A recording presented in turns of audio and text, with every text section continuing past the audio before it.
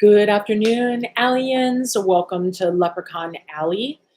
I'm flying solo today. My name is Carrie, and I'm here to take live requests for astrology readings. If you provide your birthday and the year you were born, we will give you an astrology reading incorporating Western and Chinese or terrestrial astrology ideas. In the meantime, we're filling the air with random coffee talk and whatever comes to mind. So, and if you like what you hear here, or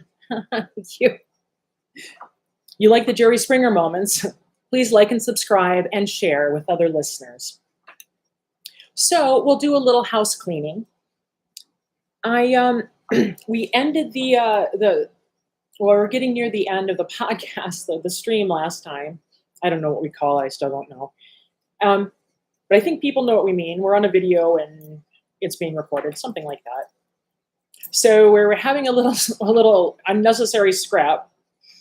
Before the end of the podcast, we were actually going to talk about Joe Biden and his chart. And I had been looking into this off and on and had wanted to have a conversation at some point regarding it, looking at his chart using Vedic astrology. For me, the purpose of astrology, I actually had to kind of write this down to refer to my notes. For me, it's to bring another context by which to observe ourselves and others. The purpose of it is to bring dimensionality to ourselves, perspective to our lives, and it's also a way for us to zoom out and not be so close to the narratives and to the things that are directly stressing us. The more we zoom out, the more we're able to contextualize what we're experiencing, and it helps it become more digestible for us. Because a lot of times what we're preoccupied with is, when is this going to end? When is this going to be over? Or we're too close to the situation or too emotionally triggered to be able to see what's going on or understand what's really taking place in front of us. So if we're able to sort of zoom out sometimes from the problem and we just take our lives and take all of the narratives that are just sort of out there in the atmosphere, we can integrate them in more digestible ways. And that's when things become more digestible. Another way to say it is that they're less triggering. When things become more digestible, then that's how we're able to take the information that we're receiving and use it with more clarity. And we can all use a little clarity. Everything has a purpose, and we all belong somewhere. So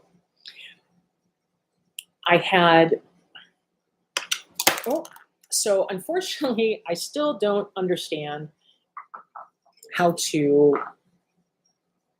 bring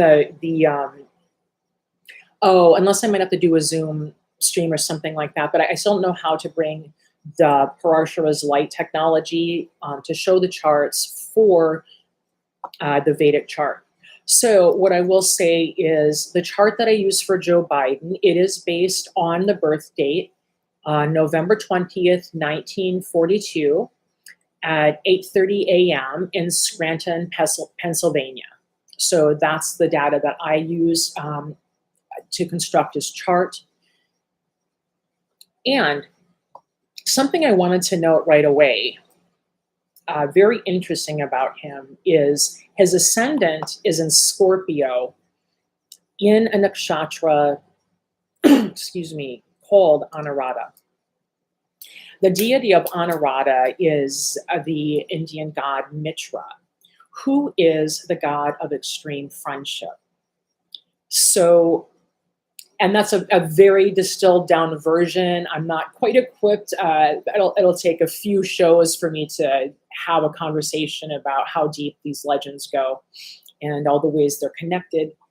Uh, but so in his ascendant, which is his first house, and that's in Vedic astrology, his sun is also in Scorpio, which is interesting.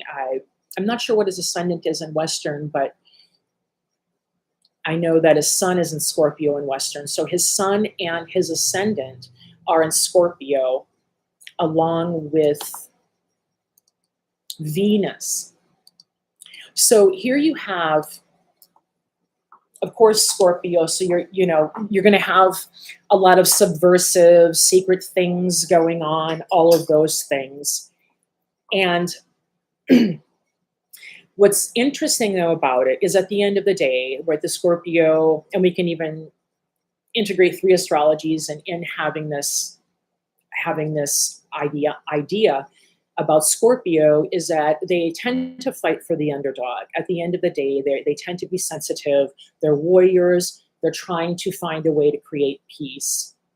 And if things go haywire, yeah, dear God, watch out. Because they can also be charming you while they're stinging you with their tail. However, so the Anurata, it's interesting to look at that his sun and Venus and his ascendant are all located in this nakshatra. So this is where we're going to see where he has a tendency to really reach out to people. And he really not just reaches across the aisle, but also that he establishes intimate, meaningful friendships.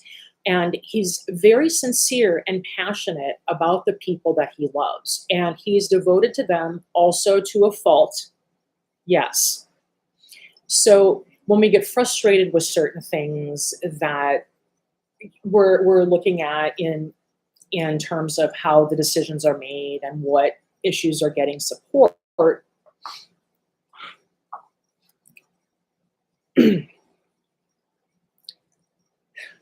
we have to really look at it in the context of also how much do their personal relationships mean to each other?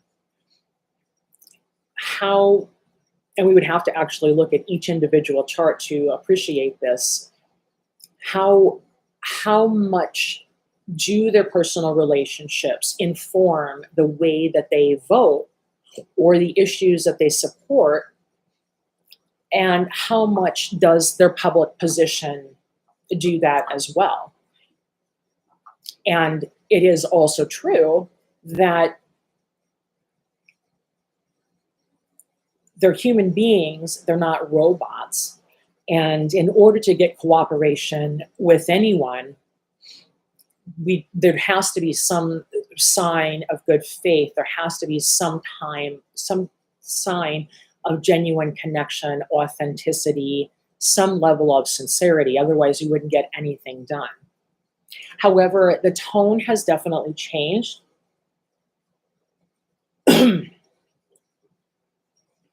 Our relationships in government are more transactional than ever. He did come from a time when they weren't nearly as transactional. Not that we were a fan of policies that he supported, certain things that he supported, but he was also, there was a little more good faith going on when he had started in Congress and also VP. So in his, what else did I want to say about that? Oh, also this is going to be an indicator he is very hardworking. He does have a fertile imagination. He has sharp intelligence. There is, what was I? There's something that I wanted to.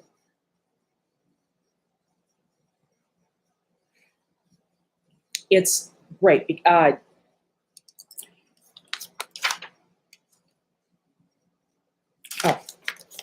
Just mostly that. I think I got this wrong. K2 is the ruling planet of Anurata.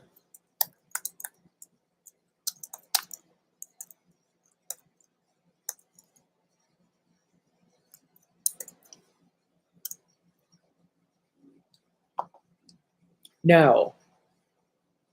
Oh, good. I got that flipped. Actually, Saturn. That's right. Saturn.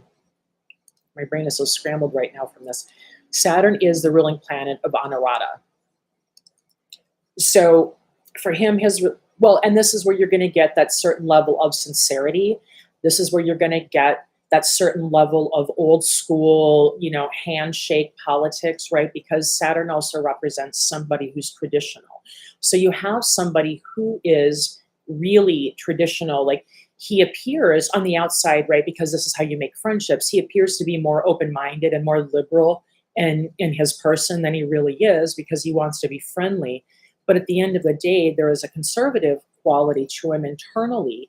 And all of that is connected to a disciplined, honorable way to be in friendships.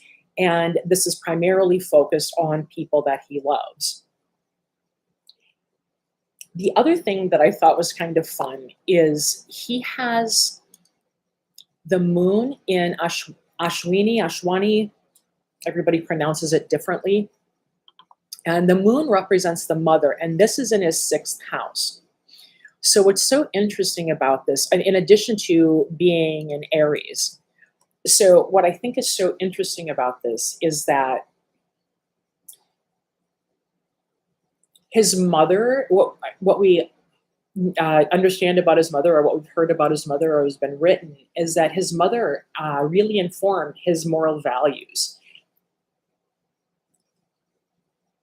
And even though his father was the salesman, his mother is the one also with this moon in Ashwini. This is an individual, particularly in the 3rd pada that's ruled by Mercury. And in this particular system, this is going to give him a drive to achieve his goals, no matter what, to reach new heights. It's going to give him a desire to be a healer. It's going to give him a desire to also, right, works very hard at his relationships, because the 6th house also represents work. So now we're also looking at someone who emotionally works very hard at his personal relationships. And this, with the moon in the 6th house, is also morally informed by his mother. Not only that, but the individual, particularly when they are young, with a moon in Ashwini, when they are younger, they're going to tend to be rabble rousers. They're going to get into fights, or be passionate about whatever it is their cause is for. And I would say, well, oh, yes, more than anything, when it come back to, oh, let me tell you this fun story about the mother before we talk about what was going on when he stepped into office. So they're very proud of and very connected to their Irish roots, the fighting Irish and all of that. I have a little sprinkle of Irish myself. Um, and his mother, I guess there were on a trip to England or something along those lines, refused to sleep in a bed that was given to her by the Queen of England, and insisted on sleeping on the floor. So that's who was guiding Joe Biden as a boy and informing him and his morality as a boy. So he definitely comes from a very passionate and kind of rabble-rousing family. So what makes this even more interesting is that when he stepped into office, and I'm not sure,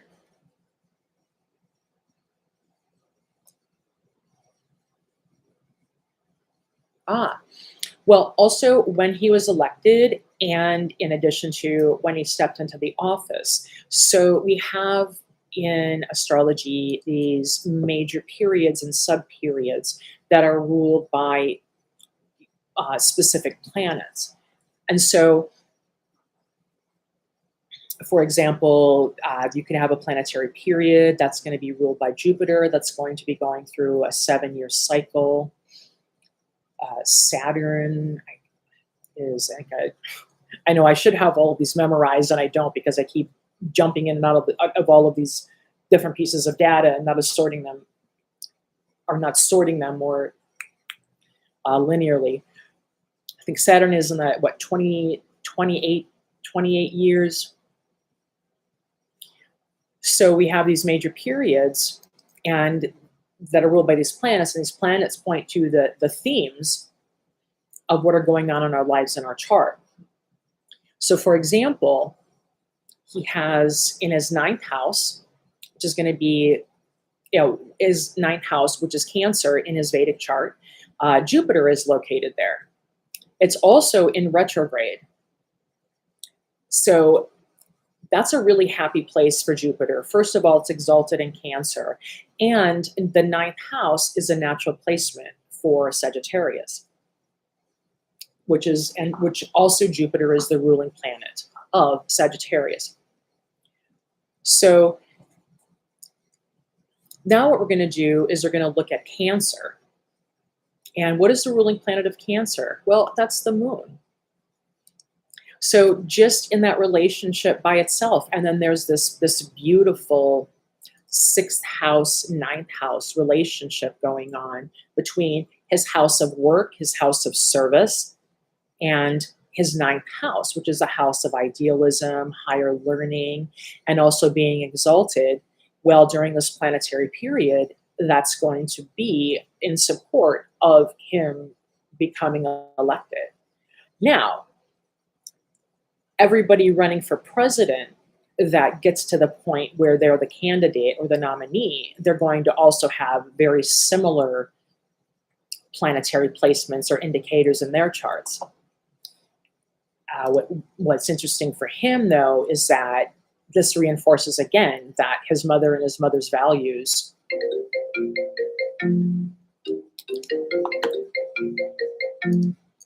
are what got him elected. And his ability to create relationships, develop relationships over the years, and his incredible loyalty to the people that he loves, that's what informs the decisions he makes. That's who he creates alliances with. And that also helps us understand or gives us more insight into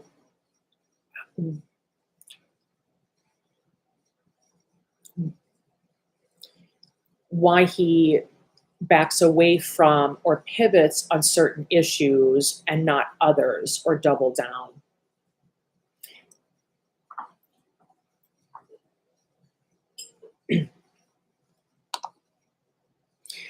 So in addition to when he became president, in his sub-period, he has Jupiter, and I'd really like to go more into the yogas as well present, but Jupiter, it is a Jupiter-Rahu period. So now, interestingly enough, what we're going into for him is in Jupiter in his 9th house, which is the higher learning, travel, advancement. And by the way, he's traveled extensively throughout his life. And then we have in his 10th house where Rahu is located. So that's going to be the house of career. That's going to be the house of advancement. And what's so interesting about, or what I think is noteworthy in his chart, is there's nothing in his chart that really shows a lot of bells and whistles about him being president.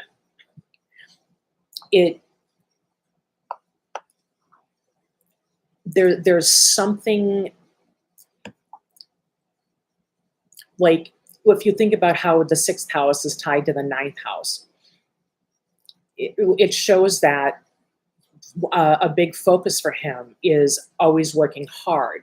There's always something laboring, even though he has all of these political connections. And, the Jupiter in Capricorn, in Cancer, shows that he has government favor and government favorship. It's still not a big fancy dancy position for him. It's very, very much hard work.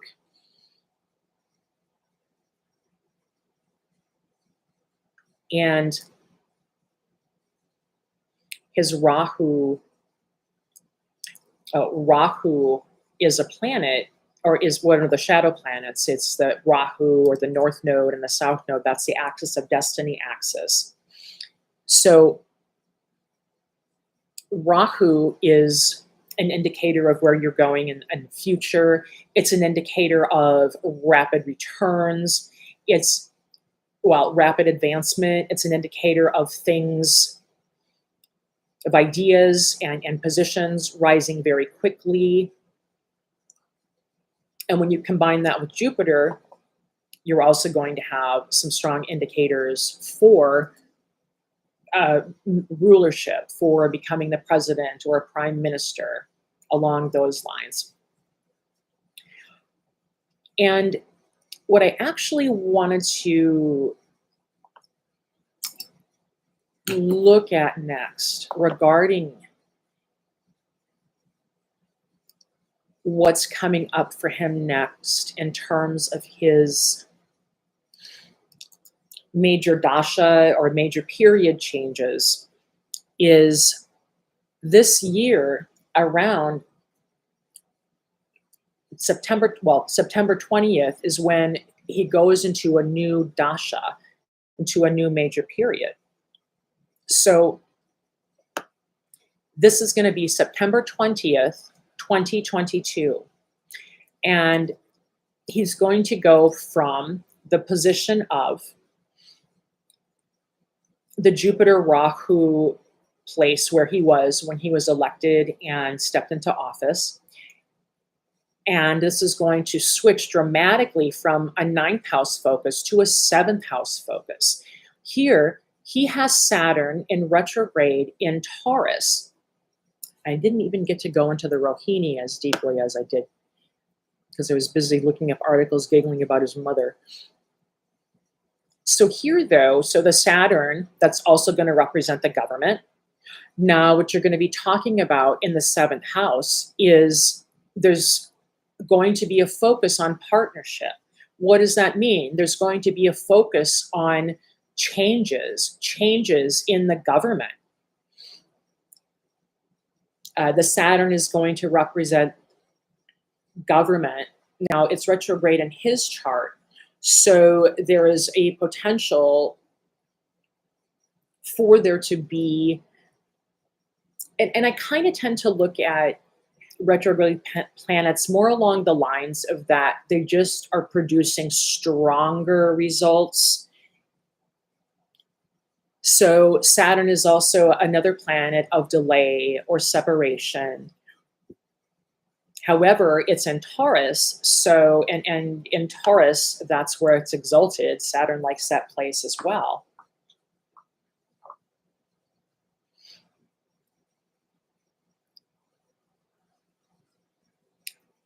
And so, and this is, it's, I have to really think about this now because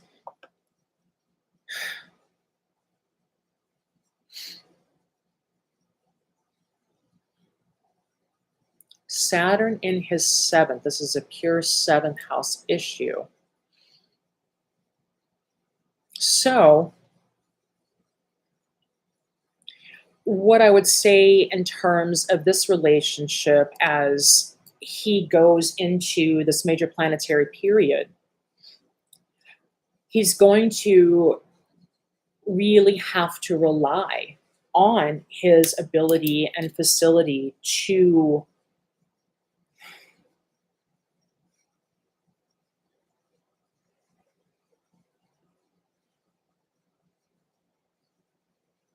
okay, here goes. He's going to have to reevaluate his close personal relationships with other people in the government, either within the US or around the world. And he will have to, and it's showing that he's doing that, is that he's changing his association and his affiliation with some of those people.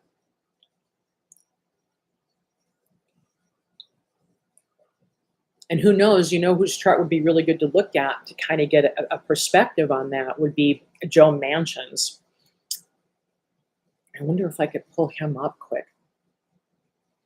Because there could be major planetary shifts or certain transits going on in Joe Manchin's chart that may be an indicator if the charts kind of match. So let's take a look at that.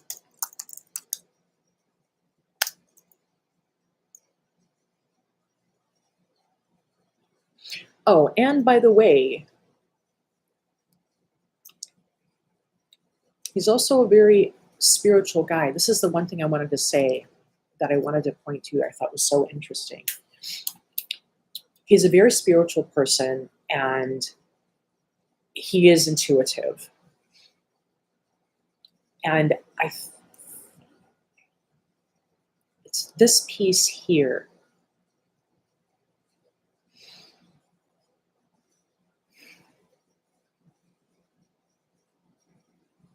Mm.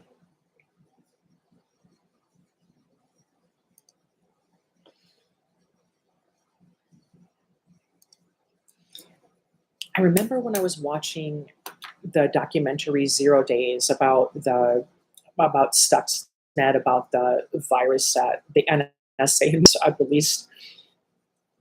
That's still, well, we don't know. It's still whatever, not an official story, but that they released into Iran to go and mess with the nuclear cake, their nuclear facilities.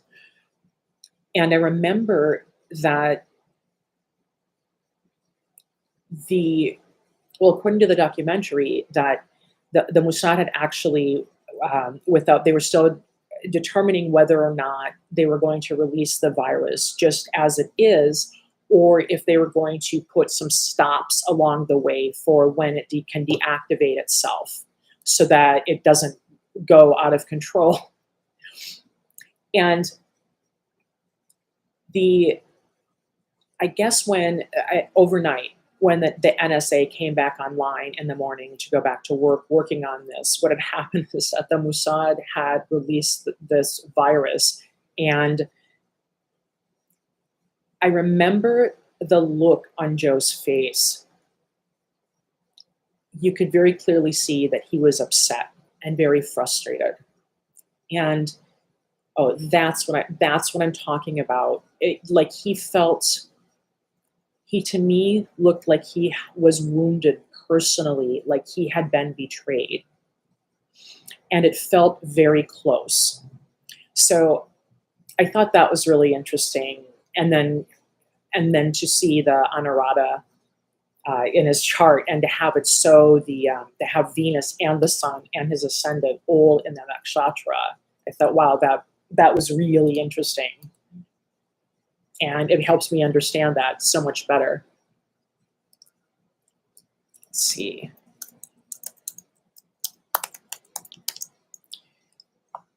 So I want to see if we have.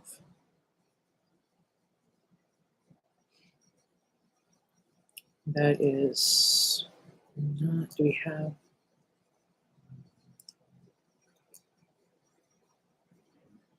So we don't have a time of birth on Joe Manchin, but we can take a peek at his moon.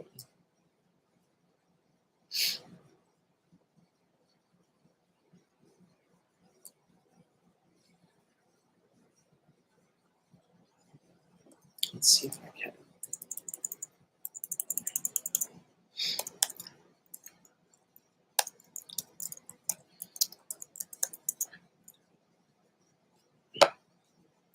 Well, for that matter, I can actually talk about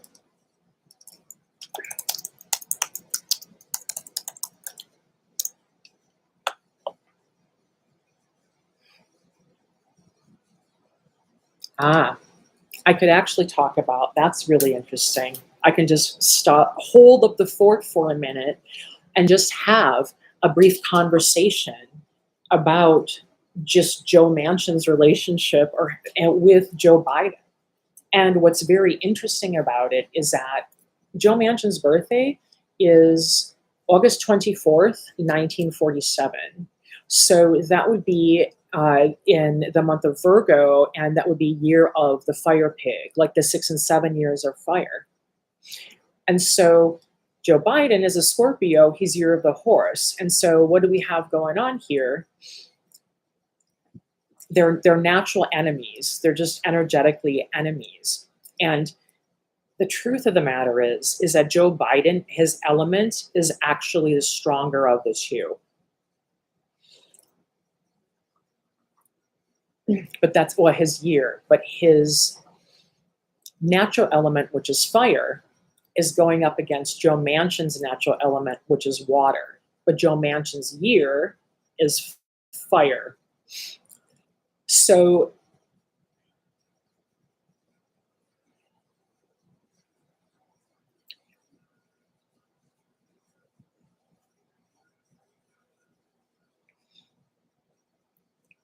in terms, the important element regarding this relationship at the end of the day is still the element that the year resides in. And so Joe is still the stronger of the two. The challenge is that when somebody is in a weaker position and they're not transparent about their motives, what they will do is they will antagonize the person who's the stronger, right? Because what's frustrating about it is the stronger person who wants to be more diplomatic, wants to be more empathetic, wants to be more compassionate. Not that's not always the case, but in this scenario, they're being antagonized and they're being pushed to the degree that they have so very little cooperation that they have no choice but to snuff the individual out. So, and this, we could probably pull up scenarios in our lives where we've had similar situations happen where we're like, listen, what else can I do? How else can I get your cooperation? How else can I, reach you or relate to you? And it's just simply like the energy of the elements. We're not always blind to how they actually project, or they're perceived by other people. So we have this dynamic where they don't give any distinct answers. They're not there to out of a place of good faith. They just are just frustrated and irritated and they just want to foil. and so that would also put him in this position where he's not going to have much choice but to snuff him out. And this is somebody who I believe is a good friend of Biden as well. So, and again, this is something that is very difficult for him to do. And especially at his age,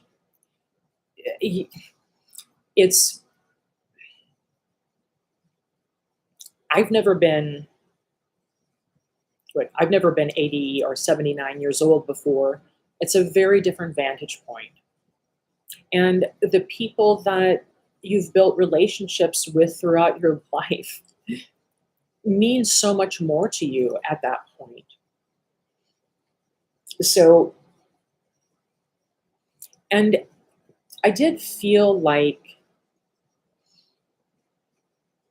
I had the impression that he did have a bucket list program when he had been elected.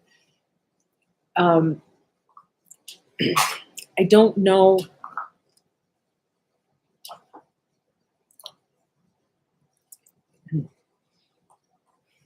My hope is, though, by the way, when thinking about water, that his relationships with others mean as much to them as it does to Joe. And the other thing, by the way, is with that moon in Ashwini as well, there is a certain naivety that always travels. There is always a certain gullibility. And yes, it doesn't let him off the hook because there's this tendency to do stupid things, to be incredibly hot-headed, to embarrass yourself. There, yeah. Where I'm from, even my grandpa, when he was young, they were fighting Swedes and they were out duking it out in Sioux City and getting wild. So my hope, though, is that we find ways to humanize individuals that we disagree with.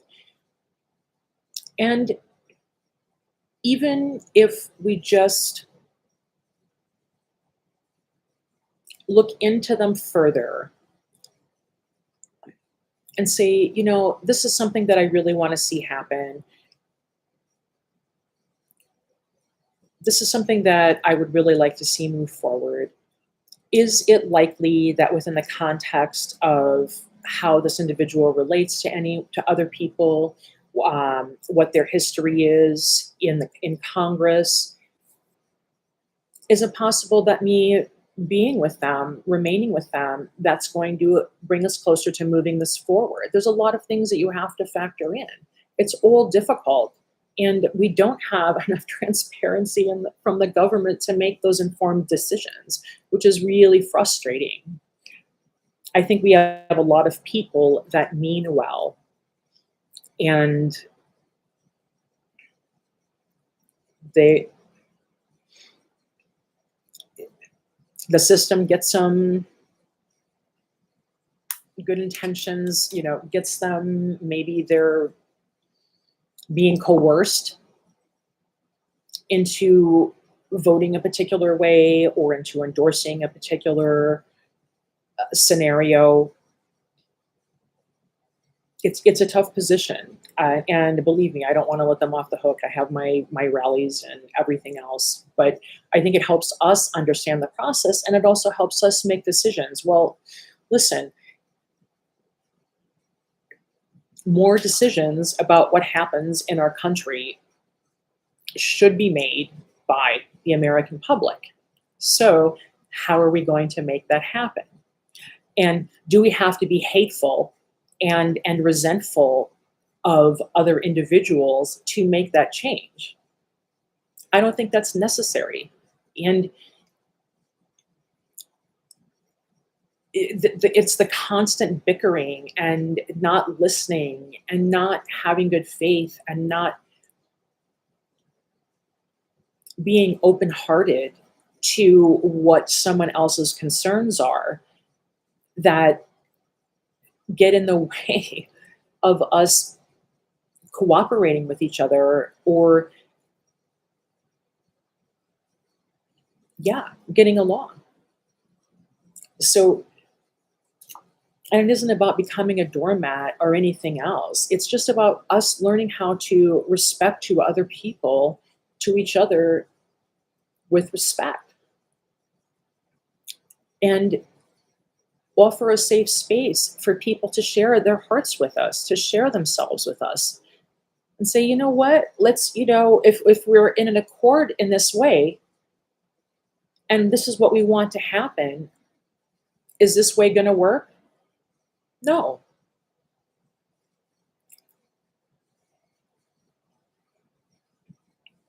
The reason that more decisions should be remain in the hands of the American public, particularly now, is because we're less likely to be manipulated or influenced by the relationships that the heads of our government have with each other. So the more that we leave, and it is sort of a balance, right? Certain things we do, we need these governing bodies to make decisions quickly. Unfortunately, what I'm seeing is that decisions that the American public should be making are being made by politicians, and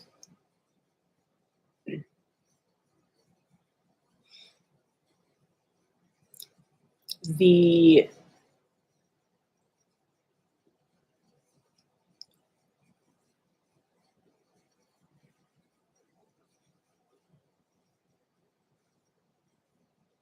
politicians are leaving legal matters in the hands of Americans when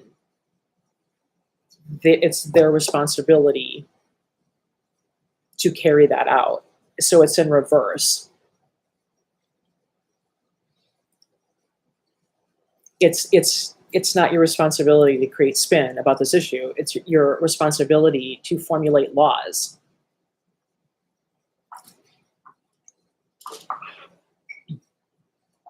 Yeah. Anyway, yeah.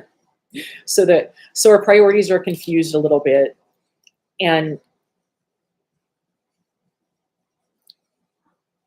I want to see if I got something good here for Joe Manchin.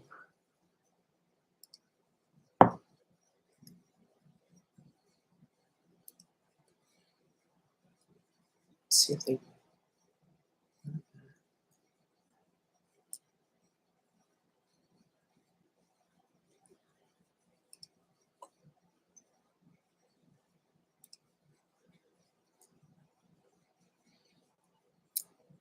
Huh. I'm surprised we don't have.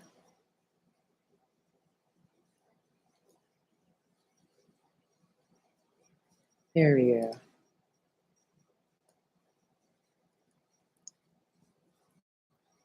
Yeah, they don't want to give it to me. Let's try.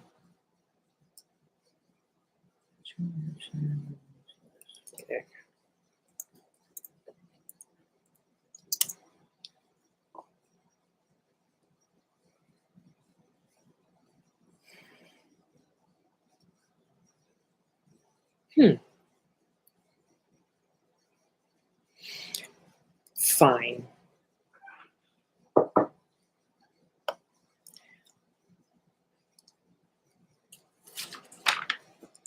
Oh, by the way, another interesting embroilment to look at is Kirsten Sinema. She's also, what I'm gonna do is I'm gonna do a little bit more research and see if I can't pull up the Joe Manchin's Vedic chart for the next time, and even Kirsten Sinema. But she's born year of the fire dragon as well, and she is a Cancer. So something kind of interesting to note, just looking at the difference in the qualities between the elements of the year. For example, Marianne Williamson is also a Cancer dragon. So they're both Cancer dragons. Marianne Williamson is water. She was born in 1952. And Kirsten Sinema was born in 1976. So you sort of see this sort of like really wild,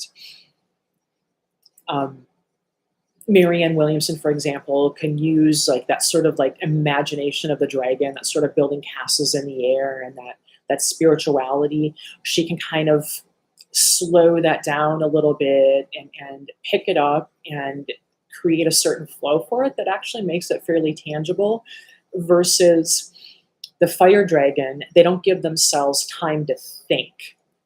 And dragons typically don't have time to think to begin with, and that just comes off even bigger. And you'll see these the dragons with a lot of like unusual ways to dress. She's like a bombastic bohemian in a way, in terms of the way that she dresses. But she also poses opposition. Again, she's another one who's a little nudging, and she's giving Biden a hard time, and she's sort of a little thorn in his side. And the only way that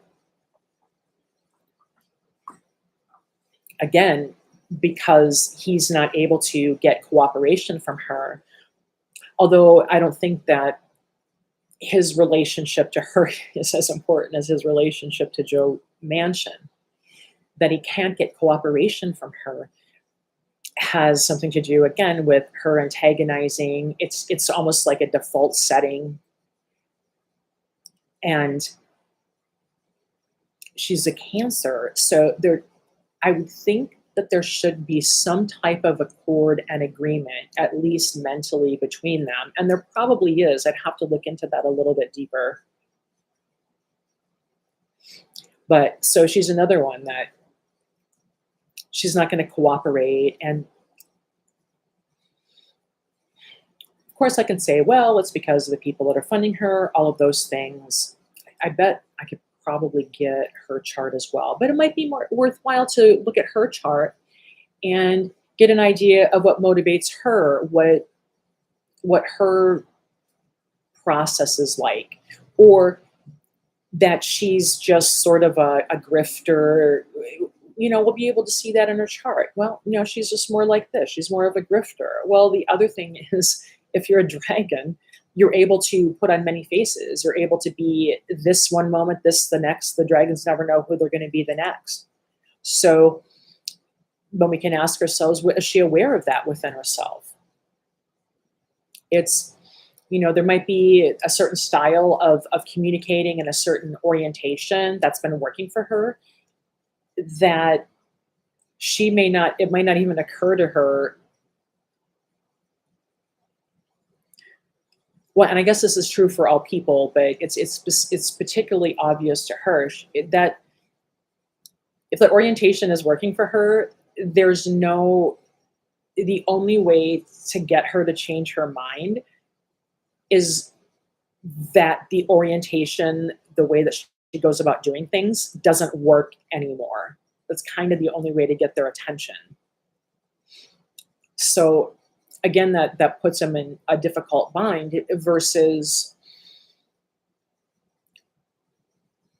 like maybe if she were a metal dragon, then there may be more of a tendency for the water horse and the metal to have a conversation. It's going to create a different dynamic just energetically between the elements, because the metal is going to feel protected by the water and the water is going to feel protected by metal. So without awareness, that is going to be on a default setting working against them. So that's worth exploring a little further, and I'm going to go in and I'm going to play in their charts a little bit more, and we're gonna shift gears a little bit for the show, and hopefully you'll find it informative and interesting. So right now we're going to close. We're at the top of the hour. May everyone have a blessed day. All my love and travel light.